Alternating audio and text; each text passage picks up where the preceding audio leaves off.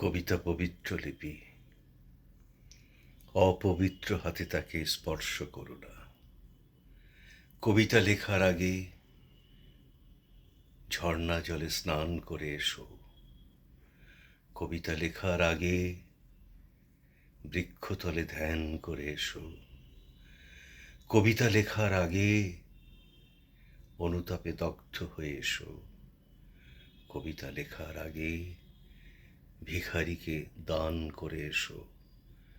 কবিতা পবিত্র লিপি, হৃদয়ের বীজ মন্ত্র, নক্ষত্র লোকের প্রত্যাদেশ। নমস্কার,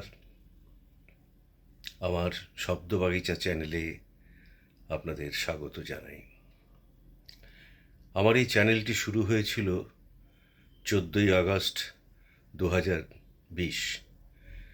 দেখতে দেখতে প্রায় 5 বছর অতিক্রম করে গেছে।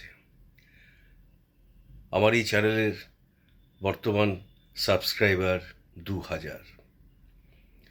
আমার এই চ্যানেলটির বিশেষত্ব হচ্ছে যে আমি 2022 এবং 2024-এর 29শে জুলাই রবীন্দ্র সদনে দুটি অনুষ্ঠান করেছিলাম আমার একক আবৃত্তির। প্রথমটিতে আমি শুনিয়েছিলাম 27টি কবিতা, পরেরটিতে 35টি কবিতা স্মৃতি থেকে। আমার সঙ্গে সহযোগিতায় ছিল আবহে শান্তনু বন্দ্যোপাধ্যায়, আলোতে দীপঙ্কর দে এবং মঞ্চটি সাজিয়ে দিয়েছিলেন তরুণকান্তি বারিক। এবং এই টোটাল অনুষ্ঠানটাই ভিডিও রেকর্ডিং করেছেন প্রখ্যাত ভিডিওগ্রাফার পাপান ঘোষ। আমার এই চ্যানেলে এই টোটাল অনুষ্ঠানটাই পার্ট পার্ট করে পর্ব ভাগ করে লোড করা আছে। যারা সেদিন রবীন্দ্র সদন অবধি পৌঁছতে পারেননি বা পৌঁছেছিলেন, তারাও আমার সেই আবৃত্তিগুলো শুনতে পাবেন এই শব্দবাগিচার চ্যানেলে। এছাড়াও আমি নিয়মিত আবৃত্তির ভিডিও আমি এই চ্যানেলে পোস্ট করে থাকি। আপনারা চ্যানেলটি আরও সাবস্ক্রাইব করুন, ভিডিওগুলো দেখুন, শেয়ার করুন, লাইক করতে পারেন, কমেন্টস লিখতে পারেন।